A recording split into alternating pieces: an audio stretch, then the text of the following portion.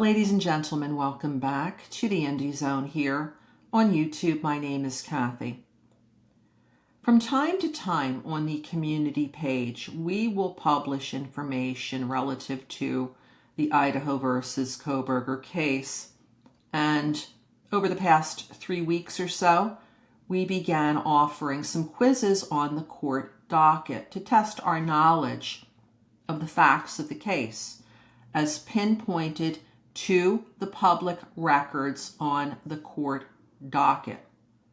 And I'd like to give the answers to 2 of the questions that were asked within the past week. I'm recording this on the 21st of December 2024. If you would like to challenge your knowledge of the court records, I would recommend that you stop this presentation now. Go ahead and take the quiz and then come back and I'll give the answers, which I'm about to do. So this is the official spoiler alert. If you've taken the quiz this past week, you know that there were 2 questions. One asked as follows: Mr. Kohberger's preliminary hearing, which was to have occurred in the Idaho versus Kohberger case starting June 26, 2023, was canceled because, answer number 1, he withdrew his request for a preliminary hearing. 2, a federal grand jury returned an indictment against him. 3, a state grand jury returned an indictment against him.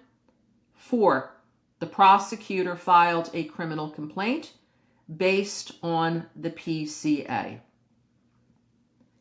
As to number 4, the prosecutor filed a criminal complaint back on December 29th, 2022, which led to the order finding probable cause. And that was based on the PCA. So that is an incorrect answer. The first is also incorrect. Mr. Kohberger did not withdraw his request for a preliminary hearing. And the second answer is also incorrect. The correct answer that 71% of the people that took the quiz got right. It is a state grand jury returned an indictment against him. And that occurred May 16th, 2023, which directly caused the preliminary hearing to be canceled.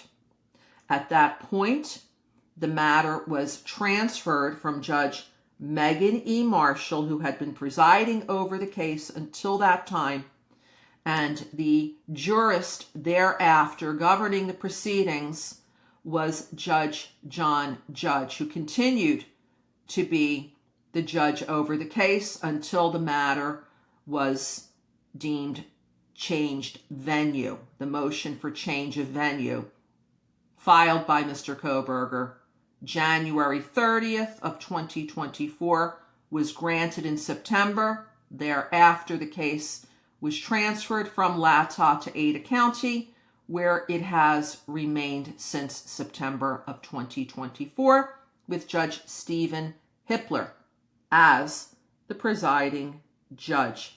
So in testing our knowledge, most people got that one correct. The second question that was given dealt with the state grand jury as well, but asked about some federal warrants that are the subject of a motion to suppress. It states, in the Idaho versus Kohberger, Idaho4 case, the 2 federal grand jury warrants / subpoenas regarding Amazon, which are the subject of a current defense motion to suppress, blank, the state grand jury that indicted Mr. Kohberger. So this is timing. It's asking again, in the Idaho versus Kohberger case, the 2 federal grand jury warrants / subpoenas regarding Amazon, not Apple, but the Amazon warrants are the current subject of a current motion to suppress. Question number 1, were both issued after the state grand jury that indicted Mr. Kohberger? Or answer number 2, one was issued before, the second was issued after. 3, were both issued before. 4, no federal grand jury warrants were issued. Idaho4 is a state case. Now, interestingly, only 13% of those who have taken this quiz so far got it right. The correct answer is 3.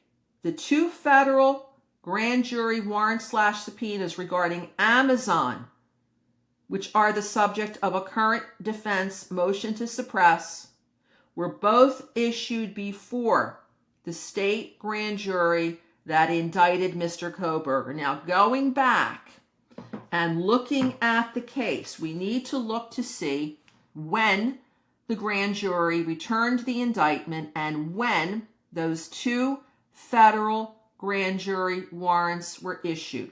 Number 1, if you go to the docket for May 16th, 2023, you will see a filing. It is the indictment, grand jury case number 29/23/4. This is the grand jury, the state grand jury that was convened by the prosecutor in Latah County. The indictment was docketed on May 16th, 2023. It is a true bill of indictment, 16th of May, signed by, and this filing is redacted, the name of the presiding grand jurist who signed this indictment is redacted. And it charged Mr. Kohberger with 5 felonies. Count 1 was for the unlawful entering of the residence at 1122 King Road with the intent to commit the 4 felonies that followed. Number 2, count 2 had to do with Madison Mogan. Count 3, Kaylee Concalves. Count 4, Zana Kernodle. Count 5, Ethan Chapin. And for all of the remaining 4 counts, as it relates to the students, the crimes per the grand jury occurred via stabbing. So the grand jury indictment was signed May 16th, 2023. If you look at the motions to suppress, the replies thereto, the Amazon warrants were signed on and issued on April 26, 2023 and May 8th, 2023. The Apple warrants were dated August 1st, 2023. So we see that the correct answer is that both of the Amazon warrants were issued before the grand jury indictment, because the dates of the Amazon warrants, per the motions to suppress and replies thereto that were recently filed by the parties, date them as April 26th and May 8th, 2023, with the grand jury indictment coming thereafter, May 16th, 2023. This will now conclude this episode of the IndieZoNe. My name is Kathy. Thank you very much for joining us here today.